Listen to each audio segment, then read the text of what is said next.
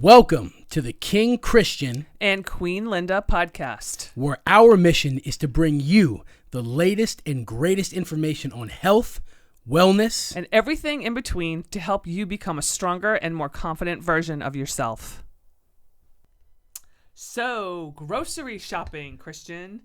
Every busy person's favorite pastime. You know, you're running around all week and you're like, oh, I got to go grocery shopping now.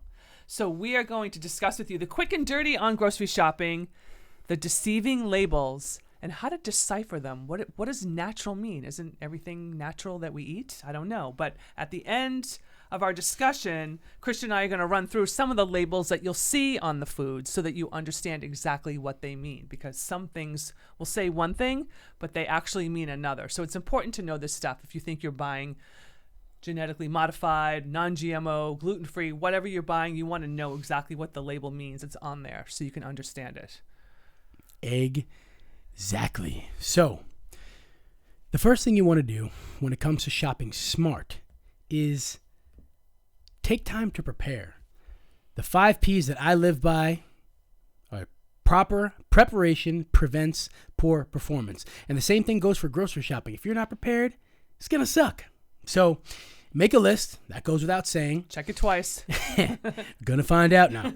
But when you plan to go shopping, a good thing to do is to call grocery stores in advance to see if they have what you want. Now, the scenario is we all have sometimes specialty foods that we like, and they may not be at the primary grocery store that we shop in. Could be a specialty store. Exactly. And there might be like a little health food store or, a mom and pop place, whatever it might be.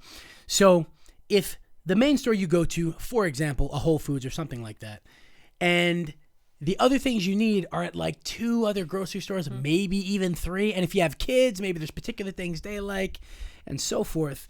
A good idea is to call in advance, see who has what you want, and you can go about making this process easier a few different ways. What I like to do, or what I like to recommend to people is the store that you buy most of the groceries in, that is your main store. That's where you go to shop. And then if there's other stores that have those specialty items that you'd like, use a food service like a Instacart or a Fresh Direct, Peapod, something like that, so that you don't have to waste extra time going store to store, parking, going in, waiting in lines, right? Which can get annoying. And then you've just burned up your afternoon to get 3 items of food.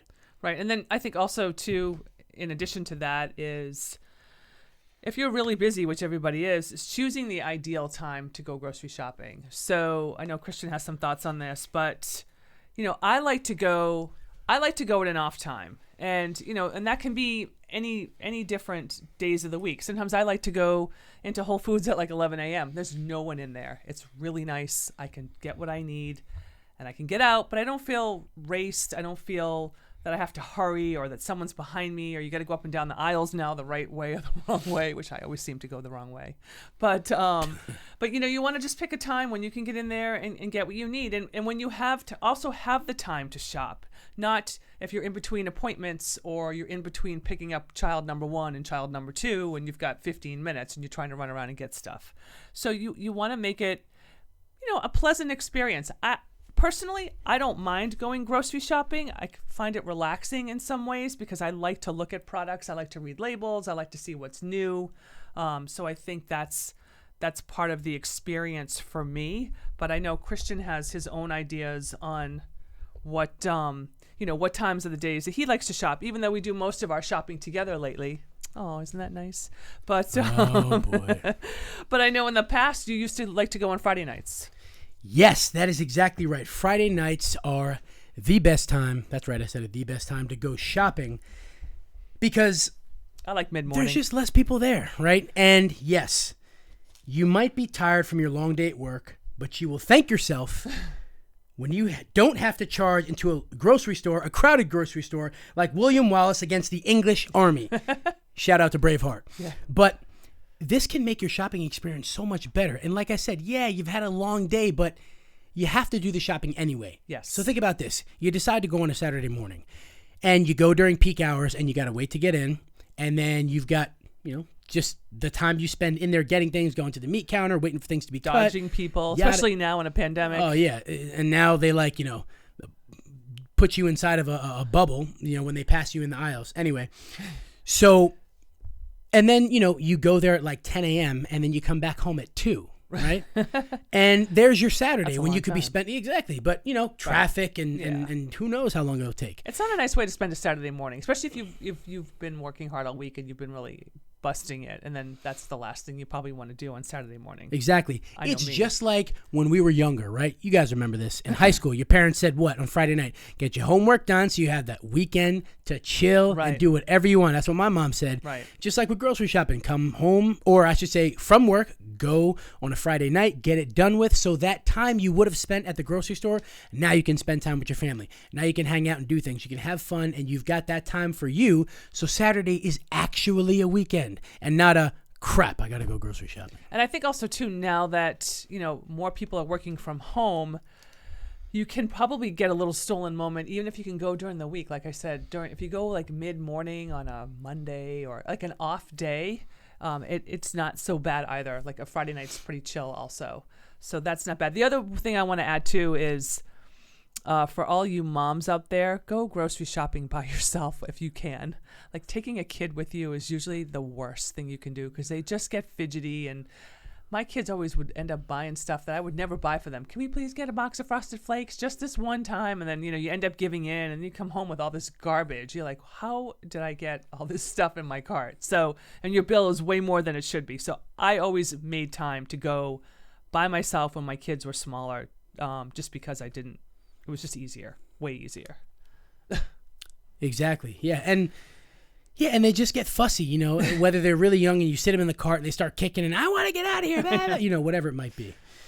And the other thing is, don't shop when you're hungry. Okay. Now we all know this. Very good one. We all know this, but we still do it. And also, this is a method for you to prevent unwanted snacking, right? So when you're in that grocery store and you walk down that godforsaken candy aisle, right? All those delicious looking treats. And, I'm a little bit hungry. You know what? I've always wanted to try those. That looks really good. Yeah. Throw it in the cart. And then when you get home, I deserve a treat. I've been working hard. Yeah, exactly. And then what happens is during the week, when you're tired, when you're a little hungry, or you wake up in the middle of the night, you come down to the kitchen and you look in the cupboard. Oh, I'm just going to get a little snack. If you hadn't have gone shopping when you were hungry, you wouldn't have picked up that treat that you eat in the middle of the night that ends up making its way on your love handles during the week.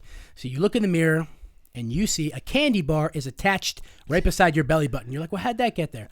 Oh, yeah, I went grocery shopping when I was hungry. You know what? I actually did that the other day. I ran in the store after the gym on my way home, and I was really hungry, and I was going up and down the aisles. I just needed to get a couple things, but I was in some aisle. I don't even remember what it was, but I'm like, oh, that looks really good. And I found myself like, oh, I'm going to get that. I'm going to get this. And I'm like, okay, I get it. I had a conversation with myself under my mask so nobody could see I was talking to myself. That's the one good thing about masks. You can talk to yourself and no one knows.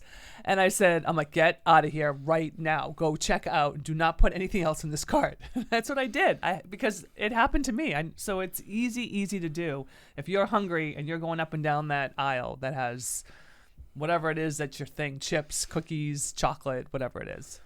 Exactly. And something that another challenge I like to do is I'll set a timer, right? Oh, that's good. And I'll try to get in and out of the grocery store as fast as possible. And this might sound dumb, makes me sound like a Formula One race car driver, exactly. But it's like a time trial. How fast can I get out this week? Because most weeks we go, basically every week, you know what you're going to get. It's the same thing every week. Right. It's your usual vegetables, your usual Staples. meats, exactly. And when you start to linger and you look in the aisles, let me go to the chip aisle, let's see if there's anything new. Right?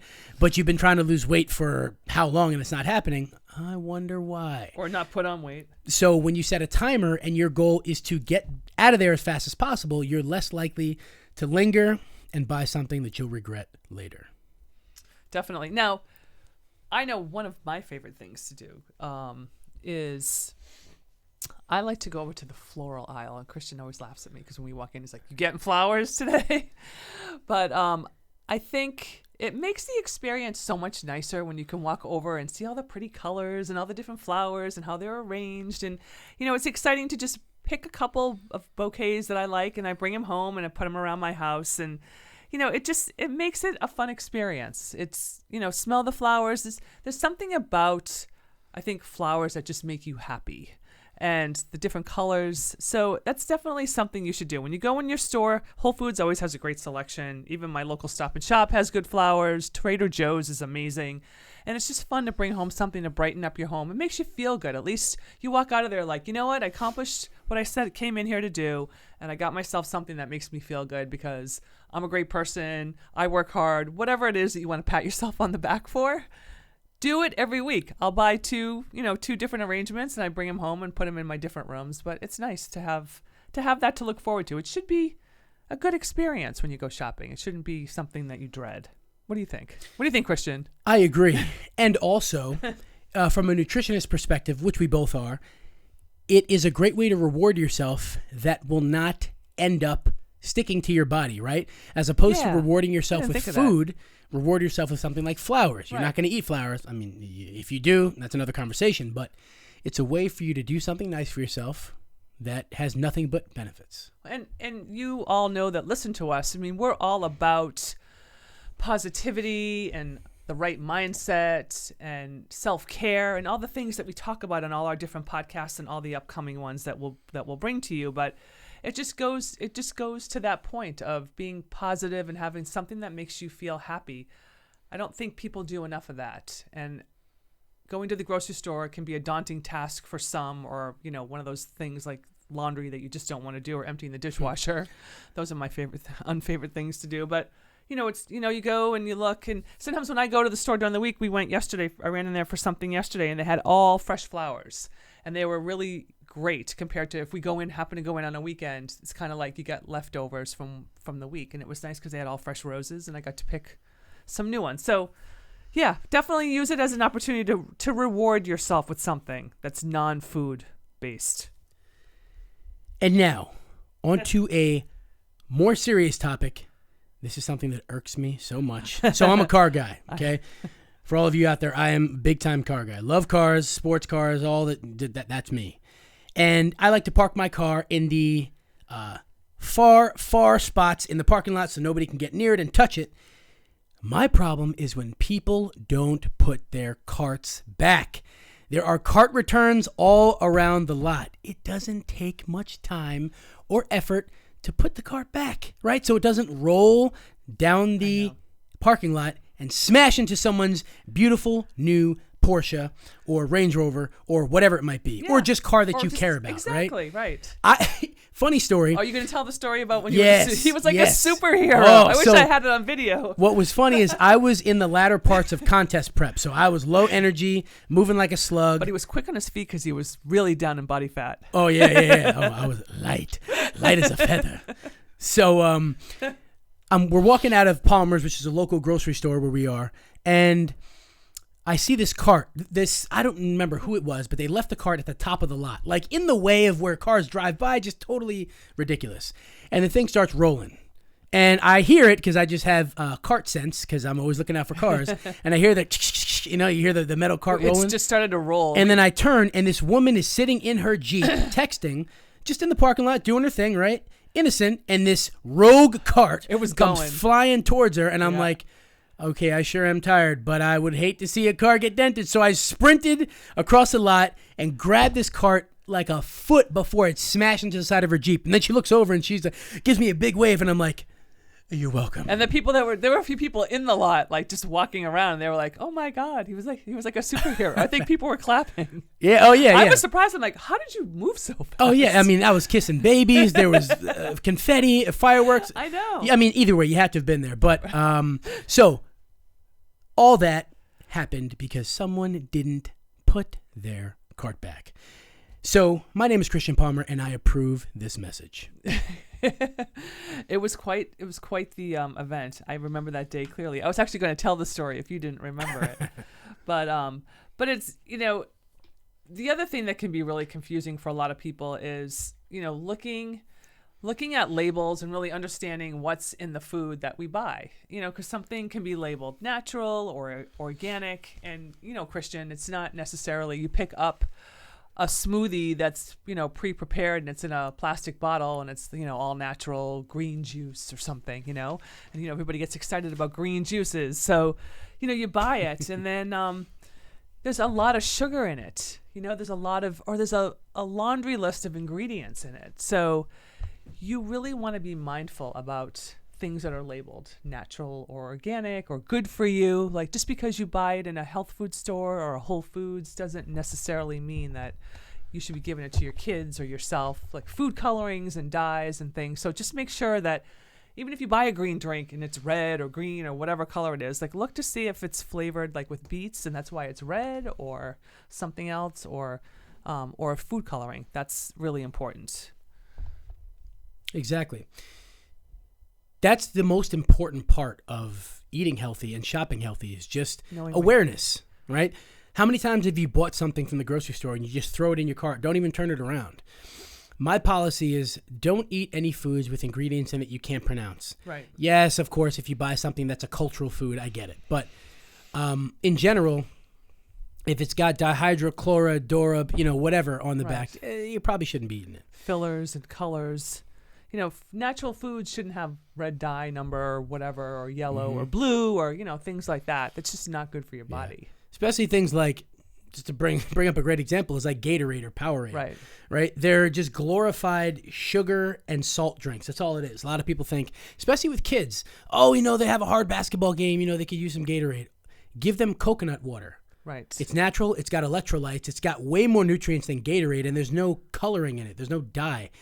And in my opinion, it tastes better. So, little things like these, they make a difference when you think about long-term health. I mean, when people end up with diseases later in life and you've eaten things with food coloring in it for 40 years, I mean, your body might end up doing something you don't want it to do, which is get a disease. Exactly. And it's also important too, sometimes when we talk to our clients a lot and they talk about different foods that they eat or foods that we recommend to them, because Christian and I, we are, we like to use grass-fed beef in our meal plans with our clients. So it's really important too, when you're buying quality cuts of meat or chicken or any type of animal proteins, that you're going to a place that has grass-fed beef, because it's really important.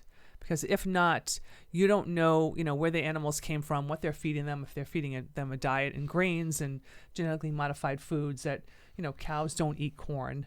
The last time I checked, cows eat grass. So you really want to be aware of that too. It's so important when you're shopping. I know we're always in a hurry and you sort of look at the meat section and stuff's on sale and you want to just sort of throw a steak in your cart and keep moving. But, sometimes you need to spend a little bit more to get more. It's really important. And that's something that, we do on the weekends. We look to see what meats we want to buy, what meats we want to cook. Our goal is to share with you the tips and the tricks and the hacks, I guess, if you want to call it, that we do when we grocery shop. And that's something that's really important, is making sure that when you're buying your proteins, that they're good quality, that they come from a good source. It's very true. And fish.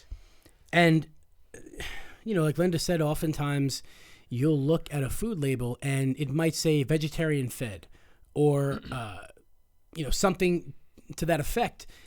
And when you see what they feed them, exactly like corn, there are no animals that eat corn. Right. Yeah, there are some wild animals but not even to get into the little nuances of nature. But in general, animals don't eat corn, especially ruminants like cows and bulls and whatnot that you eat, sheep and so forth. And remember, when animals eat things that are not native to them, that can cause problems with their bodies. A lot of the cows that are raised in factory farming and are abused, and, if you don't know what I'm talking about, Food Inc. Watch that documentary. I promise you will never eat another farm-raised animal or factory-farmed animal again when you see what they do to them. And that's also, I think, a great thing to show to kids, too, because a lot of us are very removed from reality.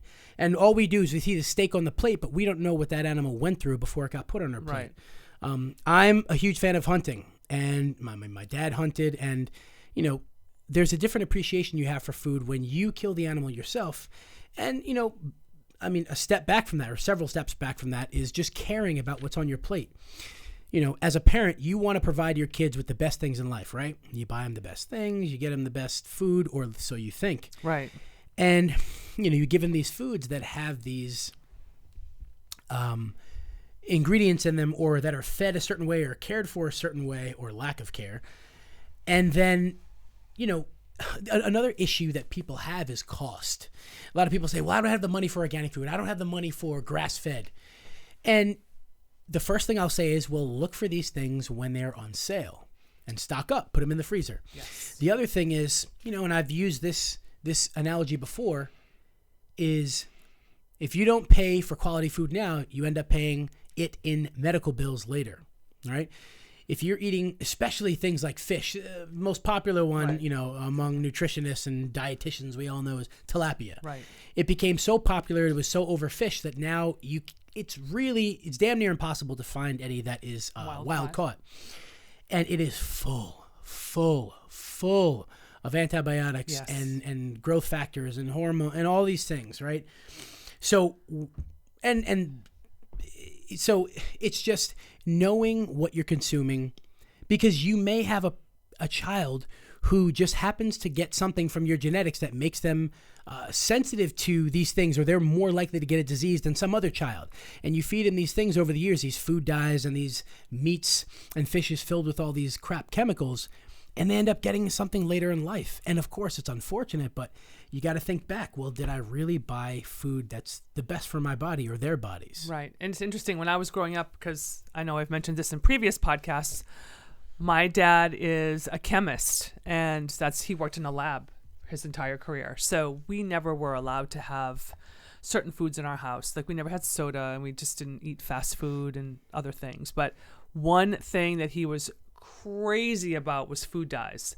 Like, because back then when I was growing up, red dye number 4 was one of the big ones that was in a lot of food, and you don't find that now because it caused cancer and it had caused so many health issues with people that you don't see that anymore. But we were never allowed to eat foods that had food dye in them. He was like, absolutely not. So it is really important that the money that you invest now in the quality of food that you feed your family, wild caught versus farm raised when it comes to fish, like Christian just talked about, or grass fed. I mean, those things are really important. The other thing that I noticed, that I learned, and a lot of this, and I attribute some of this to Christian.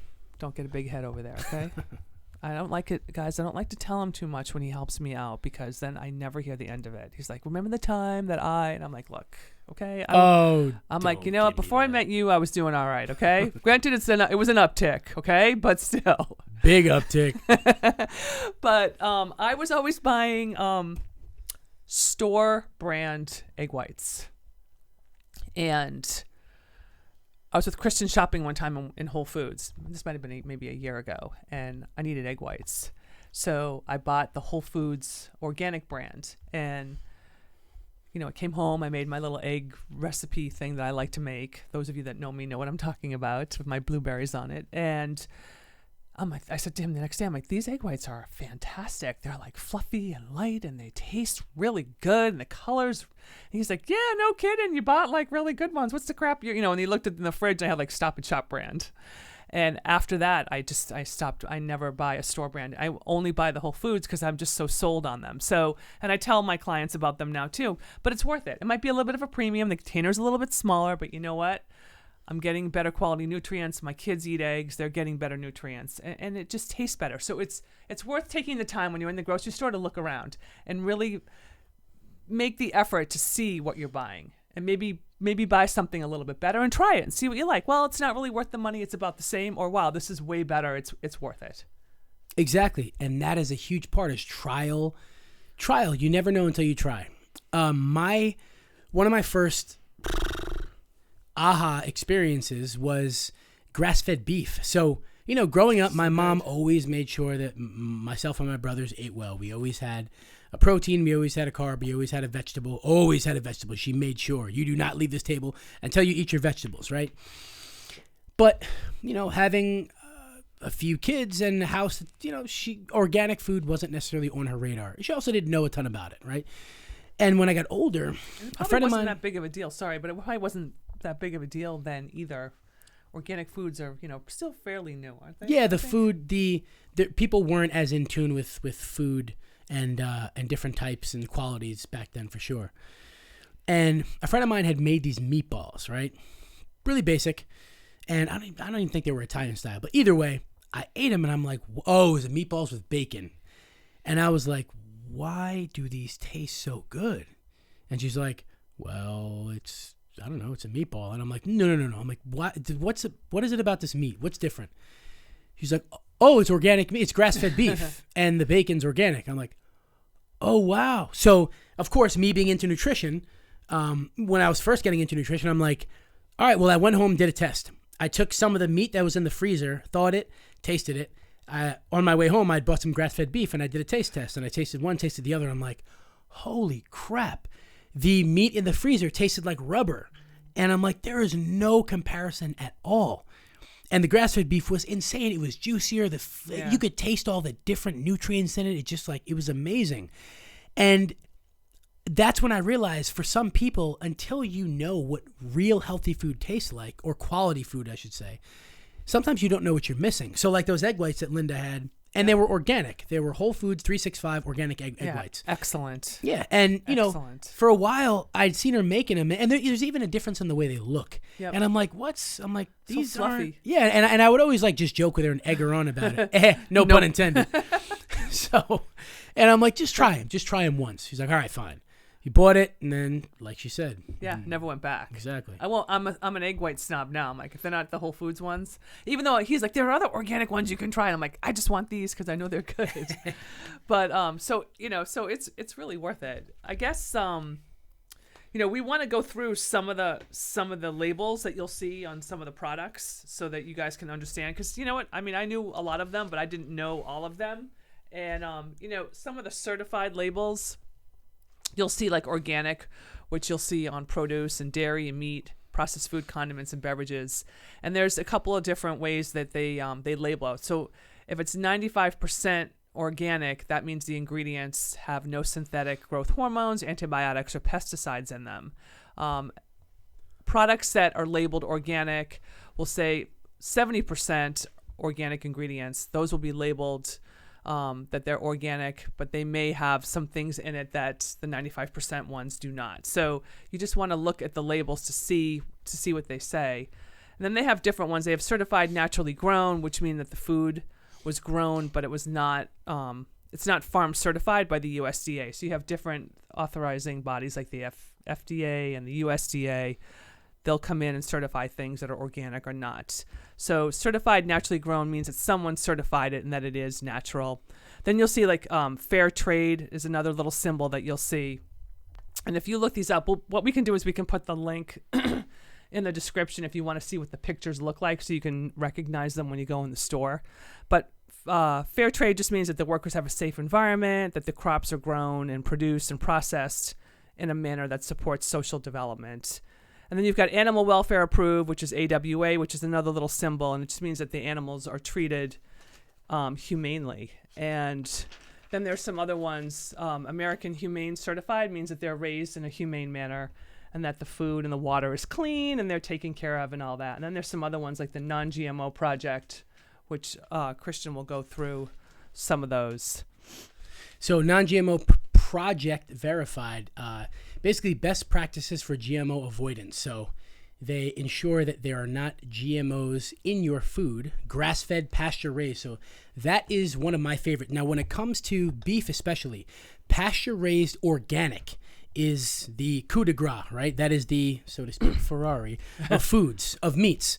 That means that the animals are allowed to graze outside. They're allowed to walk around outside. They open the barns, they let them do their thing, they eat the bugs and the grass and all the good stuff that nature wants them to eat, and then they come in at night and sleep all safe. They're not shoved in small spaces and stressed and beaten and, so forth. Then there's non-certified. So when there's non-certified food, there's no third-party certification. So there's no third-party company that tests them and says, yes, we agree that this is a great product, and you can put our stamp on it. And then you've got hormone-free, RBGH-free. And that means they don't give injections to the cows. So those are, again, a lot of the hormones and antibiotics that you hear about. That's how they're given. They're injected in the cows. A lot of milk, too, has that bovine growth hormone in it, too. Yep. In it. So, well, it's the same cows. Right. Exactly. So, and then raised without antibiotics. And that means they're non-GMO. Now, again, it's good to see these labels on your food, but you can learn a lot by just flipping the package over. The other thing is set aside a little bit of time to look these companies up. You go to their website, they often, if it's a reputable company, they often have info about their practices on their website. Right. Because if they do these things, they're proud to show it because that's going to get them business, right? One, they care about the animals. They want to provide people with quality food, and they're going to be proud to show that. So it's not like something that's, they're, we don't really talk about it. No, they want you to know because it's better for you. And they're spending money on taking better care of the animals. It costs money to take better care of the animals and the workers and the environment and all that. So it's, they're proud of it. They want you to know that. So when you buy their product, they stand behind it. Exactly. And then, there's free range, and that just means the animals spend part of their time outdoors. Now, when it comes to eggs, right, there's a lot of different markers for eggs, right? And you've got omega-3, you've got free range, you've got no hormones, or so forth. At the end of the day, okay, if you want something organic, and I've had this issue in the past where I've gone to buy food, and you see the package says organic on it, just the word organic. Now, that farm might use organic soil, they might use organic feed for whatever it is, or organic nutrients to feed the plants, whatever kind of food you're buying. But if it doesn't have that label, that label we all know, the green and white label that says USDA organic, right, that stamp means it's certified. That means the USDA, it went through their stringent testing process, and then they got cleared. If it doesn't have that stamp, that means it's not certified organic. Now, I do know of companies that costs. It costs to get that on your label, and it's very expensive. So I do know small farms that do not pay to have that label put on because they just don't want to spend the money for whatever reason. Right. Maybe they don't have it. But when it comes to, this is where your due diligence can pay off. So you might see that on the label and you're like, well, is it really organic? And then you can call the farm and maybe they'll talk to you about it, or they'll just have it on the website. Right. And you're like, all right, you know what? Even though it's not certified organic, I talked to them. I learned about their processes. I'm okay with buying that. And I've done that before. And a lot of local farms too. Like you might go to a local farm and buy some of your fruits and vegetables, and they're obviously most likely grown organically because it's a local farm and they're growing it in their soil on their land. But it may not have that stamp, quote unquote. But that it comes from a reliable source if you buy it at a farmer's market or somewhere that Mm-hmm. So there's also that component too that's fairly safe. But then you can also ask them if you go to a farm or a farmer's market, how is it grown? What do you Exactly. So you can always ask questions too. Being an informed consumer is the best way. Farmers markets are great because they love to talk about their farms because they want people to go visit. Something that I've done in the past, and I have friends who have done, is buy meat in bulk. Mm-hmm. So like a co-op, right? Correct, yeah, co-ops and many of us don't like shopping on a weekly basis as it is. Mm-hmm. So if you can buy a bulk of your meat in advance, keep it in the freezer, and then it's there, you don't have to get it every week. It's great for you to do. Plus, you support local businesses. You're helping your own community. Mm-hmm. And what about Fossil Farms? So Fossil Farms, yes, thank you for bringing that up. So Fossil Farms is a company that I have recently taken an interest in, and I'm doing a little bit of work with because I love what they are about. Shout out to my man Brett at Fossil Farms. Mm-hmm. So they are a company based out of Jersey. They're in Boonton, Jersey, and they've got a brick and mortar where you can go and buy prepared foods or all the meats they offer, and they offer a slew of game meats. I'm talking from ostrich to elk to yak to kangaroo to alligator. The list goes on, and it's absolutely delicious. So, and the cool thing is that they are all such good people. Now, they've been around for about 20 to 22 years, and they started off actually with ostrich, right? And then it just grew, and they practice their sustainable farm. They practice, they've got great health practices as far as their animals. And the cool thing is that, I live in the tri-state area. I'm in New York, and more often in Connecticut. And boy. And it's great to support local business, especially now with all this, crap we're going through. A lot of these businesses are suffering, and a company like this really, really cares about its customers and about the animals. And that is a company I want to support. They also sell elk, which is one of my favorite meats. So any of you elk fans out there. And also, if you haven't tried it, they are a great company. Another rant. Okay, I tried their rants all day long. Wagyu really, but beef hot dogs. I had them too. They were good. Yeah, I can right? attest to that. I'm telling you, the best I've ever had. The seasoning was amazing. Yeah, they we were grilled fantastic. them, and It was good. I swear to you, it's one of my favorite foods. You'd never think a hot dog. On And the I was grill, but- surprised. I'm like, all right, they're going to be pretty good. These were phenomenal. So, fossilfarms.com. Check them out. We'll put it in the description so you Yes. guys have the link to them, and we'll also put the link in there too, so you can see all the little labels with the little colored insignias, so you can recognize them in the grocery store. Exactly. So that is basically the quick and dirty. So remember, when it comes to getting quality food, half the battle is flipping the package over and reading the label. You learn where the food's made, what's in it or what's not in it, which is more important. And, know what you're eating, know what you're feeding your kids, know what you're feeding your family. And remember that if you're paying a little bit more for quality food, it's just like paying a little bit more for a quality car. If you buy a piece of crap, it's going to break on you sooner. You buy a better quality car, it's going to last you for life. And the same thing with food.